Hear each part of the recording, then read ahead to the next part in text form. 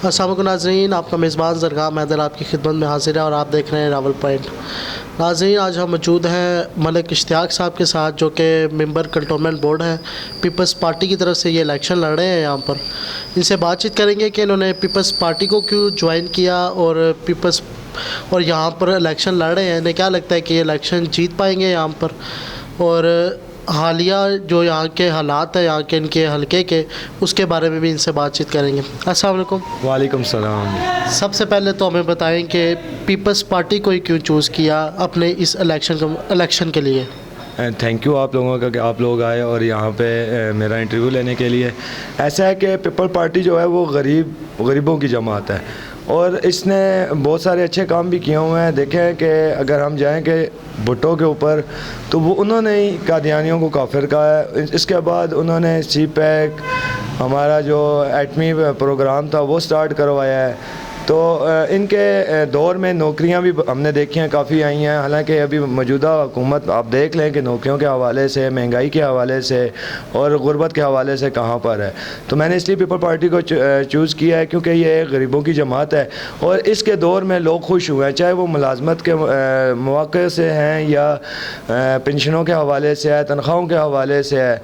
तो इसलिए ये आपके जो हलके का जो बेसिक मिसाइल है उनमें आपके सीवरेज का मसला हो गया, पानी का मसला हो गया, तो क्या समझते हैं इन्हें हल कर पाएंगे छोटे से टाइम में, क्योंकि यहाँ पर स्कूल भी नहीं है और भी बड़े मसाइल आपके हलके के। हमें मसाइल के बारे में भी बताएं और ये भी बताएं कि क्या इनको आप हल कर पाएंगे। जी इंशाल्लाह मैं इनको हल करने के लिए आगे आया हूँ, क्योंकि मेरा इलाका जो है, मेरा हलका वार्ड 1 ये पसमानदा इलाकों में से है। हबीब कॉलोनी है, इसमें कच्चा स्टॉप है, शहजाद कॉलोनी है, चक मदद है, न्यू चक मदद है, सुलमानाबाद है। अगर इनके हालात आप देखें इन एरियो के, तो ना यहाँ पे पानी है, ना सेवरेज का कोई अच्छा बेहतरीन किस्म का निज़ाम है। लास्ट टाइम भी 2-3 दिन पहले बारिश हुई है तो आपने देखा होगा कि हबीब कॉलोनी में एक बच्ची जो सी है वो डूब के फौत हो चुकी थी। तो इस तरह है कि यहाँ पर किसी किस्म का कोई निज़ाम नहीं है कि अगर हम कहें कि हम कैंट के रहायशी हैं तो बिल्कुल हम हैं कैंट के रहायशी, पर हमें फैसिलिटी कोई नहीं दी जा रही, ना हमारे पास सेवरेज, ना कूड़े का कोई बंदोबस्त है।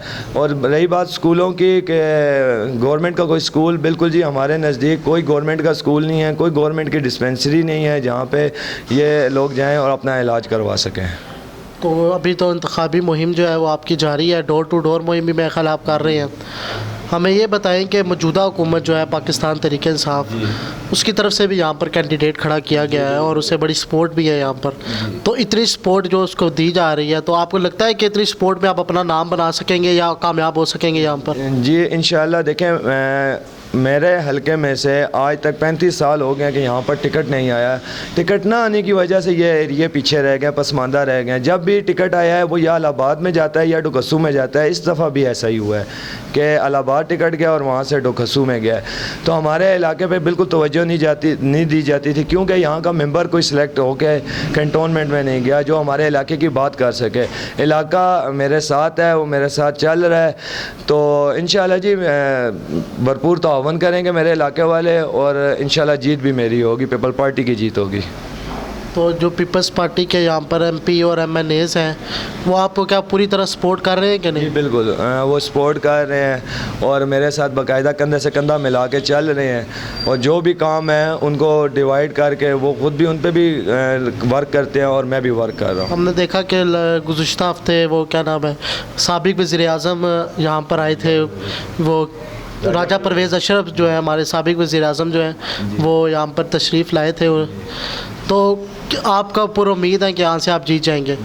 अगर आप जीत जाते हैं यहाँ पर तो आपका मंशूर क्या है कि किन किन मेन काम है उनके ऊपर आपने काम करना है? सबसे पहले तो हमारे वार्ड 1 में पानी का एक संगीन मसला है कि यहाँ पर पानी की शदीद किल्लत है, ना पीने का पानी है, ना ही इस तरह का कोई इन्होंने निज़ाम किया कि हमारे एरिया में पानी पहुँचे, और प्रॉपर निज़ाम कोई नहीं किया गया। तो इसलिए इंशाल्लाह सबसे पहले जो मेरा मसला है जिसको मैं हल करने के लिए फ्रंट पे भी आया हूँ वो है पानी का मसला। इसके अलावा भी बहुत सारे मसले हैं, जैसे आपको बताया है सेवरेज का है, कूड़े का मसला है, कब्रिस्तान का हमारा मसला है कि वहाँ पर हमारी कब्रों की जो है ना इजाज़त नहीं दी जाती। तो इस तरह के बेबहा यहाँ पे मसाइल हैं, संगीन मसाइल हैं जो। अब एक आखिरी कर लेना, तो अपने वोटर्स को जो आखिरी पैगाम, बिल्कुल आखिर में हमें इजाज़त देंगे आप, बस जाते जाते इतना बता दें अपने वोटरों को क्या पैगाम देना चाहते हैं। जी, मैं अपने वोटर्स को यही कहूँगा, वार्ड 1 के वोटर्स को, कि आपने देख लिया है, मौजूदा हुकूमत भी आपने देखी है और साबका हुकूमत भी देखी है, जिन्होंने हमारे मसाइल को हल करने में नाकाम रही है। तो मैं चाहता हूँ कि आप इस दफ़ा पीपल पार्टी का साथ दें, क्योंकि ये गरीब की जमात है और इंशाल्लाह आप इस पीपल पार्टी के दौर में खुशहाली भी लेकर इंशाल्लाह आएंगे हम। बहुत बहुत शुक्रिया सर। थैंक यू जी। ठीक है जी हाँ नाज़रीन, ये थे मलिक इश्तियाक साहब। इसी दुआ के साथ इख्तिताम करते हैं कि जो भी कैंडिडेट यहाँ पर जीत के आए वो आवाम के लिए काम करे, आवाम की फलाह व बहबूद के लिए काम करे। अपने मेज़बान को दीजिए इजाज़त। अल्लाह हाफ़िज़ नाज़रीन।